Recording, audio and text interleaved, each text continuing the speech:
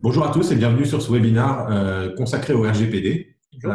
On va se concentrer, on va prendre pour partie que vous avez déjà entendu parler du RGPD, que vous avez déjà eu pas mal d'informations dessus. Je vais quand même représenter un petit peu ce que c'est, mais l'idée c'est de vous fournir toutes les informations complémentaires avec l'enregistrement de ce webinaire, si vous voulez aller plus loin, et vraiment de se concentrer sur la partie impact sur les applications d'entreprise et notamment les LMS et RiseUp, où on va vous présenter notamment quelles fonctionnalités on a mis en place pour vous aider. Et ensuite, Jérôme vous présentera les impacts sur votre site Internet aussi. Bonjour, je m'appelle Jérôme Lacoste, je dirige l'agence Tech MyBiz. Donc nous, une agence qui est spécialisée dans le conseil et la formation à la transformation digitale. Donc on accompagne les entreprises dans leur processus de transformation digitale, donc à la fois dans tout ce qui est innovation, stratégie digitale, communication digitale et utilisation de technologies, réalité augmentée, virtuelle, chatbot. Okay. Et moi, Guillaume Lachon, donc, je suis cofondateur de RiseUp, qui est un éditeur de LMS qu'on a créé il y a 4 ans et qui donc propose aujourd'hui une offre composée de 3 produits que vous connaissez peut-être, donc RiseUp Go, RiseUp Surf et RiseUp Drive. RiseUp Go, ça va donc être un LMS gratuit qui va vous permettre en fait de lancer votre offre et de gagner des clients. Et nous, on va faire le pari que quand vous aurez gagné vos premiers clients, eh bien, vous passerez sur la version payante qui est RiseUp Surf. Donc, RiseUp Surf, c'est un LMS complet qui va vous permettre de gérer énormément de choses comme les certificats, les évaluations, les formations en blended learning. Vous pouvez mettre plus de 300 formats dans la plateforme. Voilà, vraiment beaucoup de fonctionnalités. Je vous invite à créer une version d'essai sur le site internet de RiseUp, donc riseup.ai si vous le souhaitez. Et notre troisième produit, c'est RiseUp Drive, qui va donc être un complément à RiseUp Surf et qui va permettre de gérer tout l'administratif des formations. Donc, les certificats, les attestations de présence, les convocations, les feuilles de présence, les conventions de formation. Voilà, ça génère beaucoup de documents et ça gère plein de petites fonctionnalités dans le LMS pour l'administratif de la formation. Voilà, on va passer au webinaire à proprement dit. Donc, qu'est-ce que le RGPD? Donc, RGPD et GDPR, c'est la même chose. Hein. GDPR, donc c'est l'acronyme en anglais. Et RGPD, c'est pour Règlement général sur la protection des données. Donc, c'est un texte de loi européen qui a été voté en avril 2016 et qui est entré en application le 25 mai dernier. C'est très centré sur la protection des données à caractère personnel des utilisateurs et ça a énormément de répercussions sur les entreprises qui notamment collectent des données de ces utilisateurs, notamment toutes les applications d'entreprise, mais aussi les applications grand public, type Facebook, Netflix, etc. C'est innovant en soi où ça ne s'applique pas qu'aux entreprises européennes, ça s'applique vraiment aux entreprises du monde entier qui collectent des informations sur les citoyens européens. Donc, ça va être le journal aux États-Unis qui, par exemple, a des lecteurs européens. Ben là, il va devoir se conformer au RGPD. C'est pour ça qu'on a vu deux types de réactions. Hein, les sites qui sont conformés au RGPD dans le monde entier et ceux qui ont carrément interdit l'accès aux citoyens européens. On a beaucoup vu ça aux États-Unis. Et les journaux américains qui ont c'est ça. effectivement, c'est ça. Il faut voir que le RGPD, c'est un règlement très, très large, très complexe. C'est 99 articles, 11 chapitres.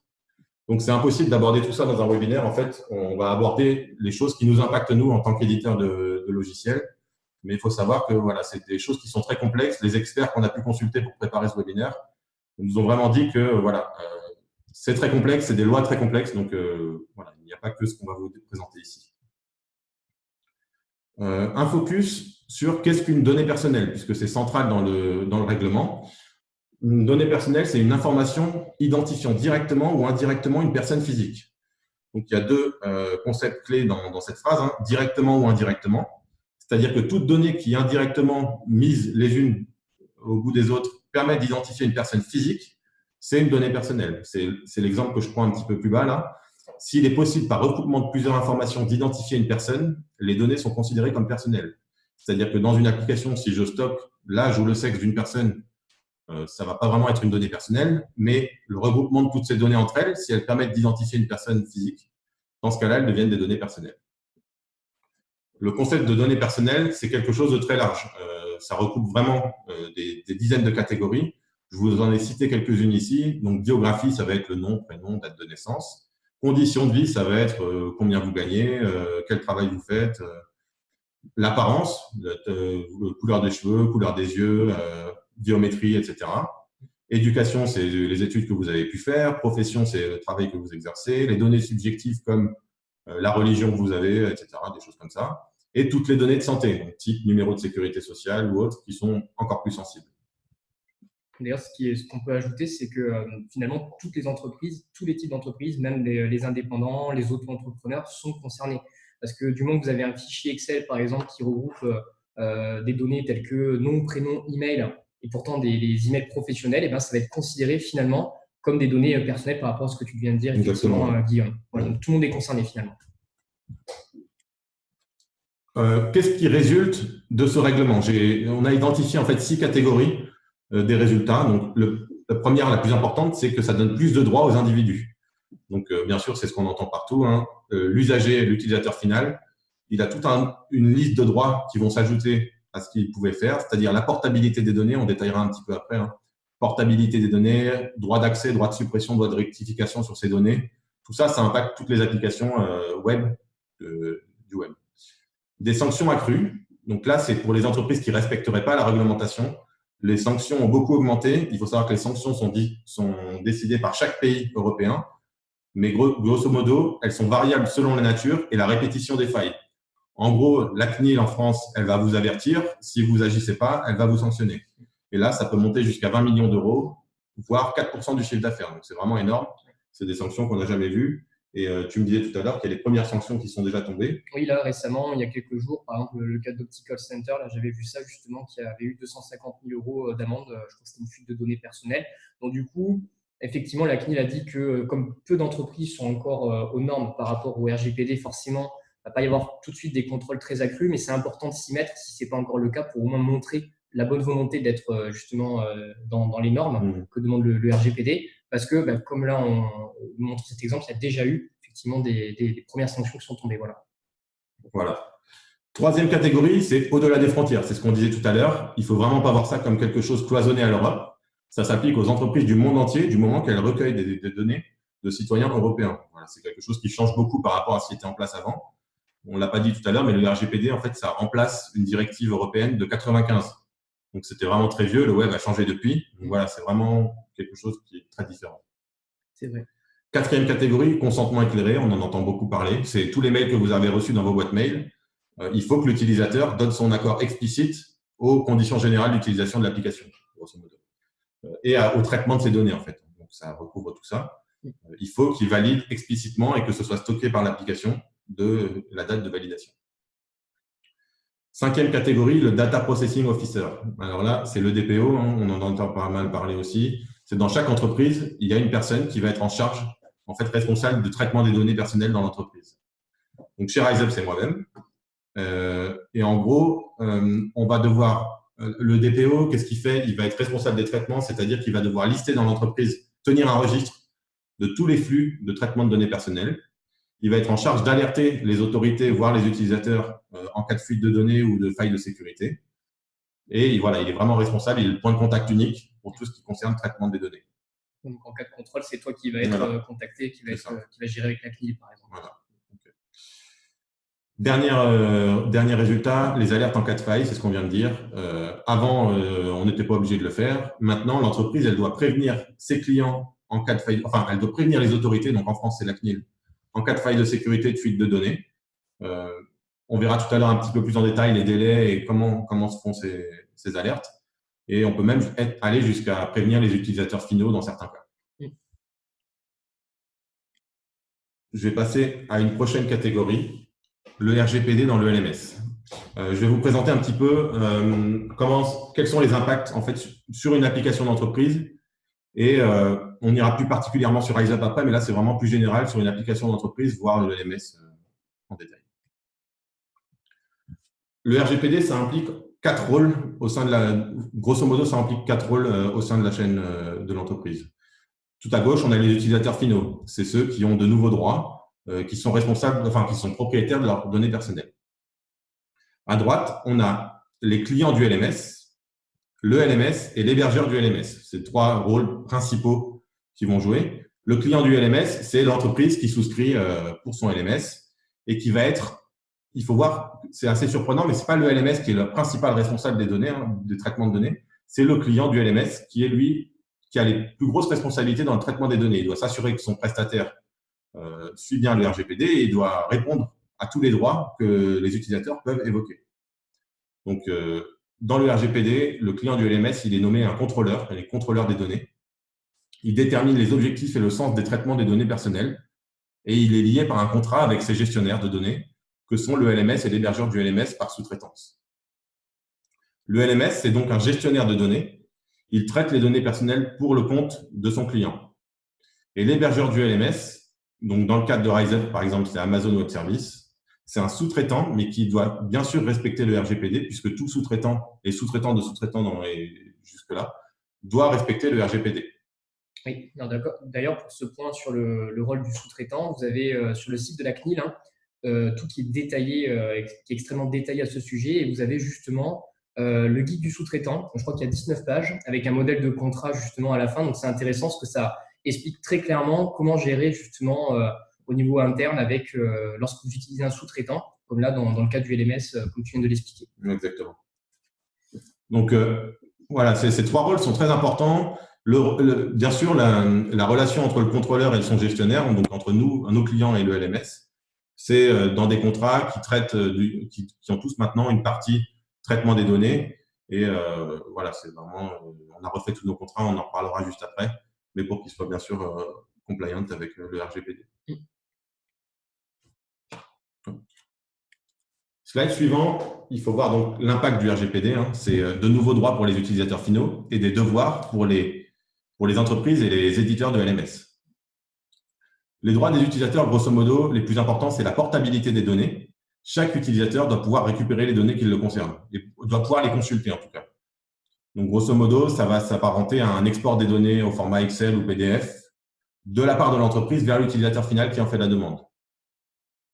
On a aussi le droit à l'oubli pour l'utilisateur. Chaque utilisateur peut demander la suppression de toutes les données qu'il concerne. Là aussi, c'est l'entreprise qui va supprimer toutes les données concernant son utilisateur dans le LMS, par exemple.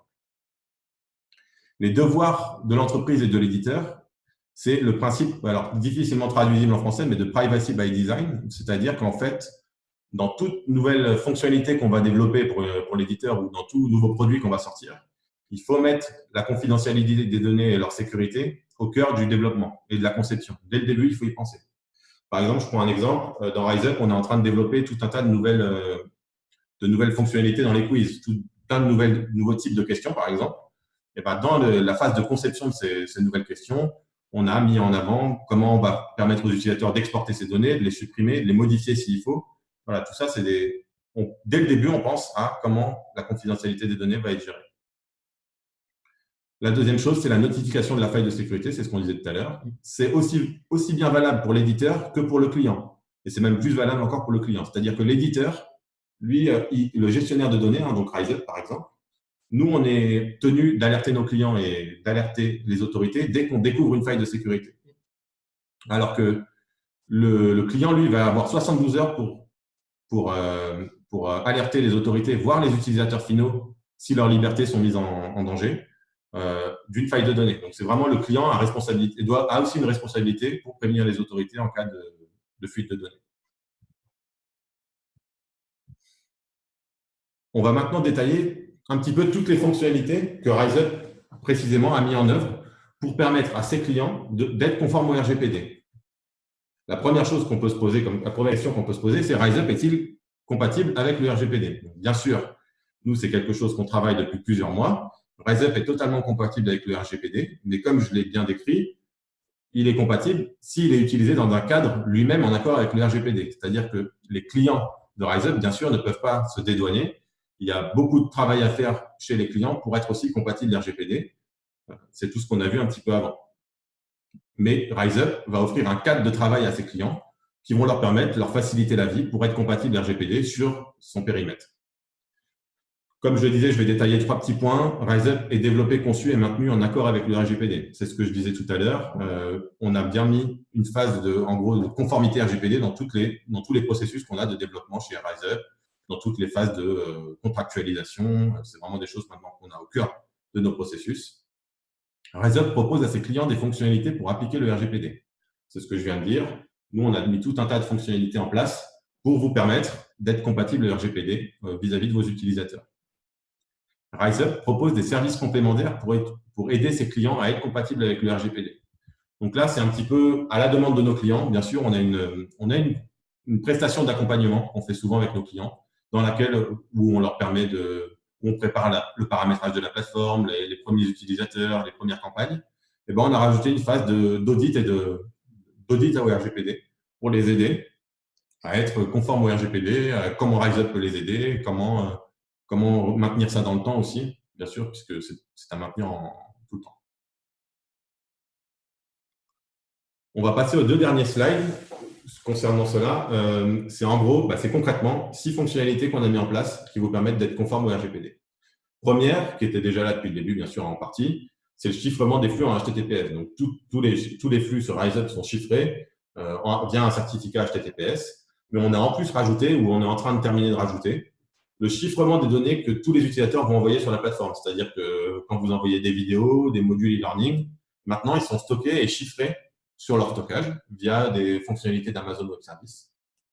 Pareil pour la base de données. Jusqu'à présent, on chiffrait que les mots de passe. Maintenant, on chiffre vraiment toutes les données personnelles, c'est-à-dire les noms, les prénoms. Toute cette base de données, elle est chiffrée sur nos serveurs.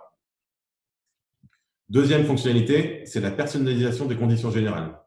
Donc, jusqu'à présent, le client, il validait nos conditions générales à nous. Mais maintenant, on permet à tous nos clients de mettre leurs propres conditions générales et de demander à leurs utilisateurs de les valider. Comment ça se matérialise? Vous mettez vos propres conditions générales et la première fois que la personne se connecte, elle va devoir lire les conditions générales, les accepter ou les refuser. Si elle refuse, elle est déconnectée. Si elle est acceptée, si elle accepte, on stocke la date d'acceptation et on vous permet ensuite dans l'administration d'exporter toutes ces données pour que vous, en temps réel, vous ayez qui a accepté les conditions générales. Quand vous mettez à jour vos conditions générales, on redemande à l'utilisateur de les valider. Ouais, c'est le fameux consentement utilisateur. C'est ça, c'est une des briques les plus importantes. Ouais. Troisième brique, le droit d'accès de rectification et de suppression des utilisateurs. Je vais rapidement dire à quoi ça correspond. Droit d'accès, c'est l'utilisateur doit pouvoir accéder à toutes les données qu'on a sur lui. Le droit de rectification, c'est l'utilisateur peut demander à ce qu'on modifie toutes données personnelles le concernant. Et droit de suppression, c'est un utilisateur peut demander à ce qu'on supprime toutes les données le concernant. Nous, pour ces trois fonctionnalités, dans l'administration de RiseUp, vous pouvez exporter les données concernant un utilisateur, les modifier ou les supprimer. Il faut savoir, petit détail, que nous, quand vous supprimez un utilisateur, on ne le supprime jamais vraiment pour éviter les erreurs ou les fausses manipulations. On demande à nos clients de nous prévenir directement par mail ou par chat quand ils veulent vraiment supprimer définitivement un utilisateur. C'est comme ça qu'on fonctionne pour l'instant. Quatrième chose, le droit de restriction de traitement. Alors là, c'est un droit un petit peu particulier dans le RGPD. C'est-à-dire qu'un utilisateur, je vais prendre un exemple concret, un utilisateur qui a fait un quiz sur la plateforme, imaginons qu'il ait eu, ça lui a affiché 90% de réussite, mais dans l'administration, l'administrateur, lui, il voit qu'il a eu 50%. Et l'utilisateur a le droit de dire, non, moi, je vais vous prouver que j'ai eu 90%, et en attendant que je vous le prouve, vous n'avez plus le droit de traiter mes données. Donc, nous, comment on permet de gérer ce cas-là? On permet en fait à l'administrateur de suspendre un compte utilisateur, par exemple, ce qui fait que cet utilisateur n'est plus compté, par exemple, dans le reporting, n'est plus compté dans le score moyen à un quiz. Et ça permet en gros de suspendre le traitement des données liées à l'utilisateur le temps qu'il nous prouve qu'il a eu 90%, comme on disait tout à l'heure. Le droit de portabilité, cinquième fonctionnalité, ça ressemble au droit d'accès, mais en gros, un client il a le droit de demander toutes les données le concernant pour pouvoir les remettre dans un autre LMS ou pour pouvoir les récupérer. C'est ce que Facebook, par exemple, a fait il n'y a pas longtemps, où vous pouvez télécharger toutes vos données. Et là, nous, on met la responsabilité sur le client, mais si un utilisateur lui demande je voudrais récupérer toutes mes données, nous, dans l'application, on est en train de finaliser une fonctionnalité qui va vous permettre de récupérer toutes les données d'un utilisateur en un clic. Mais aujourd'hui, vous pouvez quand même le faire. C'est juste que c'est dispersé à 2-3 endroits. Mais vous pouvez récupérer toutes les données concernant un utilisateur et lui fournir en Excel. Ça, c'est pour la plateforme. Dernière fonctionnalité, qui n'en est pas une, mais c'est un ensemble de documents légaux. Bien sûr, on a travaillé beaucoup avec les avocats pour refaire nos conditions générales de vente, nos conditions générales d'utilisation, un contrat spécifique au traitement des données que nous, on signe entre vous et nous, entre le client et nous. Une politique de confidentialité des données refaite, un audit RGPD qui est en cours pour notamment identifier tous les flux de traitement de données qu'on peut avoir. Je vous prends un exemple. Sur la plateforme, vous avez dû voir, c'est pour les clients qu'il y a un chat qui est disponible. à ce chat, on lui envoie le nom et le prénom des personnes. Ben ça, c'est un flux qu'on a identifié et on s'assure que notre prestataire qui fait ça, ben, il est compatible aussi RGPD et qu'il nous le prouve. Mise en place d'audits mensuels aussi, ça, c'est quelque chose qu'on a mis très récemment en place. On est maintenant audité mensuellement sur l'infrastructure et sur l'application au niveau sécurité et au niveau intrusion. Et on a une entreprise qui nous fournit des rapports tous les mois sur des tests d'audit, des tests d'intrusion qu'on peut fournir aux clients à la demande. Voilà. Donc là, j'ai fait un petit peu un panel de toutes les fonctionnalités disponibles dans RiseUp. L'idée, c'était vraiment de voir concrètement qu'est-ce qu'on vous propose. Si vous avez des questions, on y reviendra juste à la fin. Je vais juste laisser Jérôme qui va maintenant vous parler plutôt de la mise en conformité d'un site web plutôt institutionnel. Donc, pas une application en SaaS comme nous, mais plutôt votre site web, comment le rendre conforme. Très bien. Donc, du coup, on va vous montrer un exemple concret à partir du site internet donc, de notre agence, hein, donc tech-my.biz. Déjà, la première chose hein, qui est importante, c'est le HTTPS. Hein, ça reprend ce que tu disais justement avant, Guillaume. Avoir un site sécurisé, tout de suite, c'est rassurant donc, pour les utilisateurs et ça va permettre d'être plus facilement donc, en conformité avec le RGPD. Deuxième point donc, important pour votre site internet, ça va être l'utilisation d'une barre d'information et de gestion des cookies. Donc là, vous voyez, elle apparaît en bas. C'est la première chose donc, qui doit apparaître hein, sur le site quand l'utilisateur se connecte pour la première fois pendant une période donnée.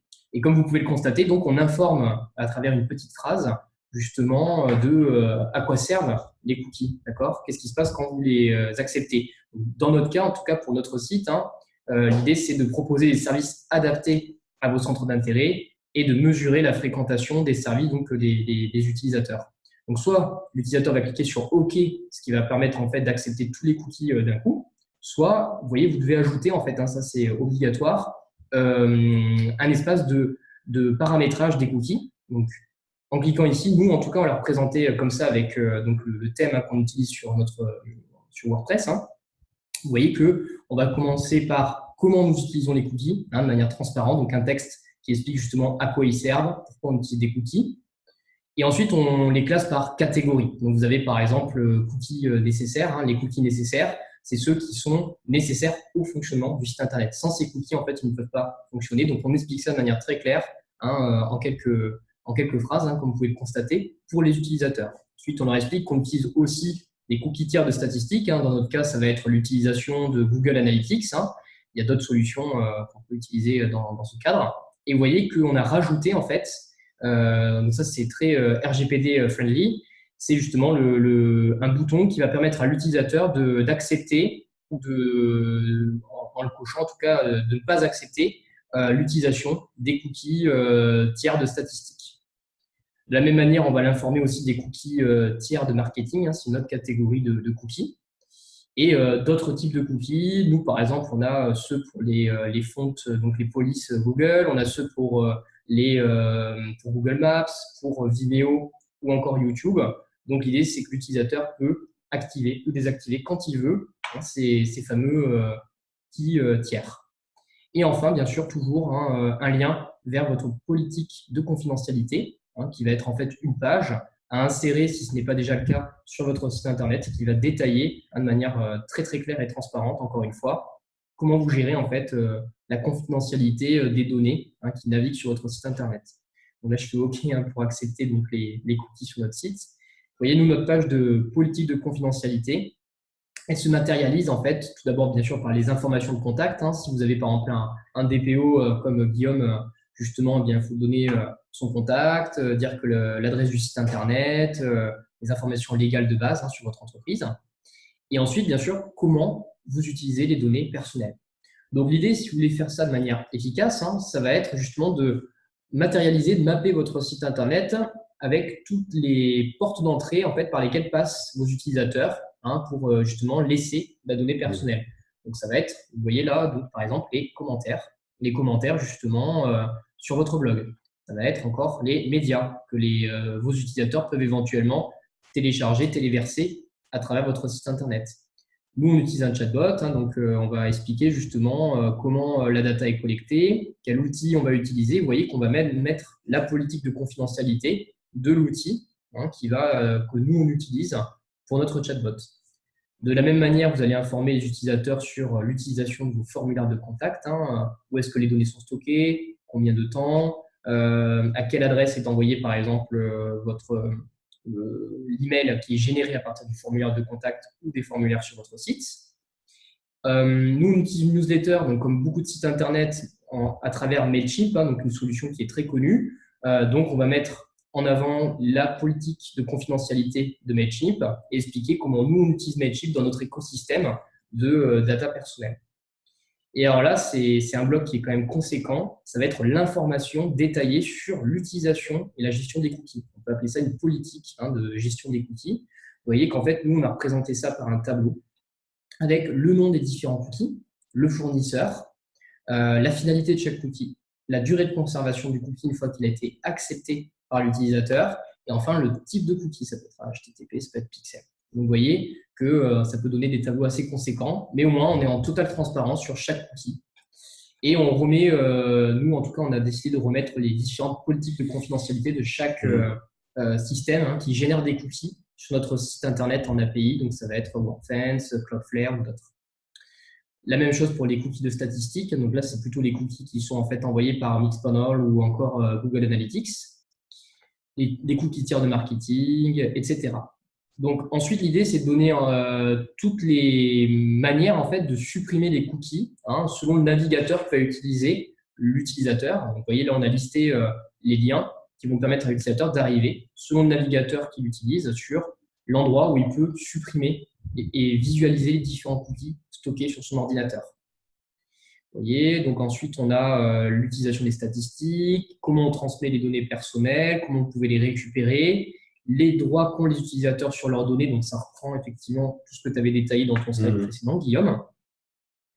Comment nous, on a mis en place une politique de protection de vos données, donc à travers le HTTPS, à travers les sauvegardes du site internet, à travers tous les dispositifs qui permettent de sécuriser le site, et aussi en ayant validé que chaque extension, que le thème aussi qu'on utilise, donc nous en tout cas pour notre WordPress, est conforme au RGPD. C'est très important. Ça reprend la sous-traitance dont on parlait justement juste avant. Voilà, et comment aussi on peut gérer les différentes procédures en cas de fuite de données. Donc ça, c'est la page politique de confidentialité, et on vous recommande vivement d'avoir une page mise à jour, en tout cas, de conditions générales d'utilisation qui normalement est présente sur votre site internet. Ça peut être des CGV aussi quand vous faites du e-commerce. En tout cas, vous voyez qu'on a un paragraphe sur justement la gestion des données personnelles et où on a fait un rappel des différentes lois qui sont concernées. La première datant de 78, ce dont on parlait juste avant, et que du coup, on a rajouté en fait un lien vers notre page de politique de confidentialité que je vous ai présentée juste avant. Donc ça, c'est très important. Alors après, pour vous donner un autre exemple, l'idée, ça va être de mettre des mentions vers la page de politique de confidentialité sur tous les endroits du site internet où la personne peut en fait inscrire des données personnelles. Plus particulièrement, par exemple, le formulaire de contact. Donc, vous voyez qu'ici, l'utilisateur va mettre son nom, son prénom, son email qui sont considérés comme des données personnelles. Et c'est pour cette raison qu'à la fin du formulaire, avant de valider le message, eh bien, on rappelle comment vont être utilisées de manière très rapide ces données personnelles. Et bien sûr, on met un lien vers la politique de confidentialité. Nous, on a choisi, c'est un parti pris, en tout cas, d'ajouter un opt-in, une petite case à cocher, qui nous permet en tout cas de récupérer de manière très claire le consentement de l'utilisateur, un peu comme tu disais sur RiseUp juste avant. Donc, cette application d'une petite mention à la fin de votre formulaire, elle va être valable pour un formulaire de contact, mais elle va être valable aussi, alors je vous montre très rapidement notre blog, sur l'espace commentaire en fait de votre blog. Donc, si on va sur notre blog Tech My News, quand on va rédiger un article à la fin de base, en tout cas sur WordPress, vous avez un espace de commentaires. Bien sûr qu'un utilisateur va forcément rentrer des données personnelles en fait à travers cet espace de commentaires. Donc l'idée, de la même manière, c'est d'ajouter un ou plusieurs opt-in, en tout cas selon la manière dont vous utilisez votre formulaire de contact. Vous voyez ici, enregistrer mon nom, mon email et mon site web dans le navigateur pour mon prochain commentaire. Voilà. Donc ça, c'est par rapport au cookie qui est envoyé par WordPress et bien sûr toujours l'acceptation de la politique de confidentialité du site web. Donc, la personne va cocher et va pouvoir ainsi laisser son commentaire.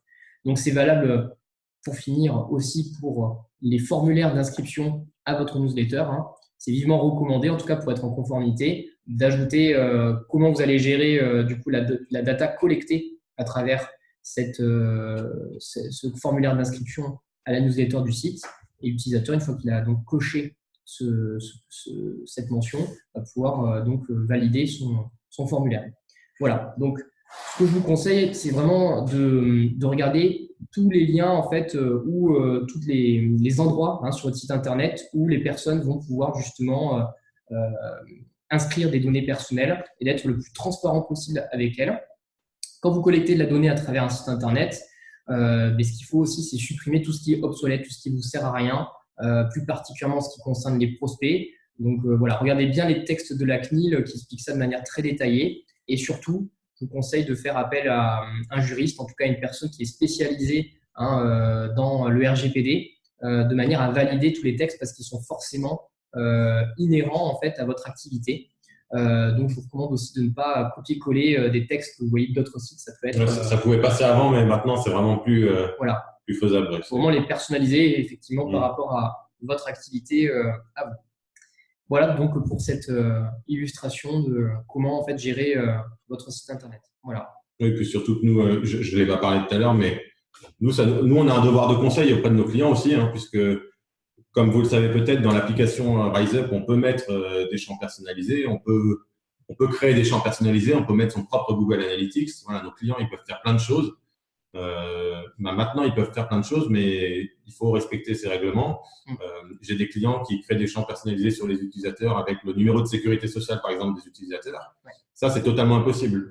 Nous, dès qu'on voit ça, on prévient le client en lui disant non, vous ne pouvez pas faire ça parce que les données de santé, par exemple, c'est nous, RiseUp, qui sommes responsables si un jour, il y a quelque chose qui se passe, une faille de sécurité ou une fuite de données. Ouais. Donc voilà, on a vraiment un devoir de conseil. Le client doit faire lui aussi attention à ce qu'il peut envoyer dans le LMS. On n'a pas forcément beaucoup évoqué, mais maintenant, quand on envoie des données dans une application, nous, on a beaucoup de clients qui vont faire un import de tous leurs utilisateurs. Il faut essayer d'envoyer le minimum de données possible.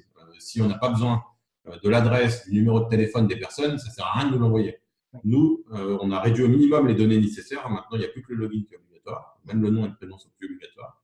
Donc voilà, c'est vraiment au client aussi à faire attention à ce qu'il envoie dans ses applications parce que maintenant, on peut avoir des données d'utilisateurs un peu partout quand on a beaucoup de fournisseurs. Il faut vraiment essayer d'envoyer le minimum et de faire attention.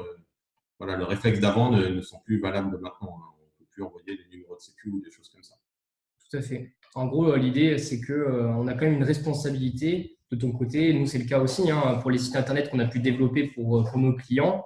Tout de suite, on leur parle du RGPD, on leur explique l'importance que ça a, on leur donne des conseils donc, pour arriver à se mettre en conformité. Et voilà, donc il faut vraiment voir en tout cas comme un avantage, quelque chose de bénéfique pour vos clients.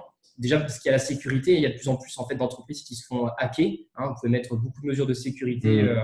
Voilà, donc le RGPD, ça peut être aussi un avantage de faire le point sur vos mots de passe, de les rendre complexes. Il y a tout ce travail interne qui est effectivement lourd. Mais une fois que c'est fait, on se sent aussi plus tranquille. Oui, c'est vraiment un avantage concurrentiel qu'on peut prendre. Il faut vraiment voir ça comme du bénéfice. C'est ça. C'est ça. Exactement. J'en profite pour faire une petite annonce sur un nouvel événement qu'on organise à la fin du mois, il me semble bientôt, là, qui s'appelle le Focus Express. S'il y en a qui sont intéressés, on vous enverra le lien pour vous inscrire. C'est des présentations qui sont soit dans nos bureaux, soit à distance comme ça, des nouvelles fonctionnalités de RiseUp, de comment prendre en main l'application. Donc, n'hésitez pas à vous inscrire. C'est gratuit, c'est libre. Et ça permet aussi pour vous de rencontrer d'autres utilisateurs de RiseUp, de voir comment ils utilisent. Donc, je vous conseille de venir au bureau si vous pouvez, et sinon, en vidéo, comme aujourd'hui. Voilà. Je vous remercie d'avoir participé à ce webinaire.